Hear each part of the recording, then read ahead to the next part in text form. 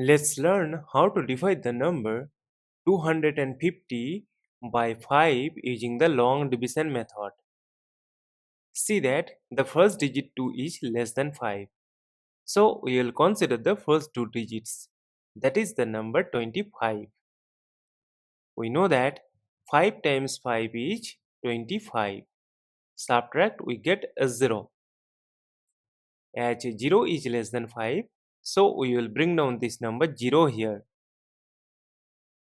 And see that this is the number 0. So we will remove one 0. And we know that 5 times 0 is 0. Subtract, we get a 0. As we have got the remainder 0 and we have no number to bring down here, so we will stop. Therefore, 250 divided by 5 is equal to 50.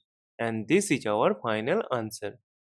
Thank you for watching. Please like, share and comment on the video. Also do subscribe the channel.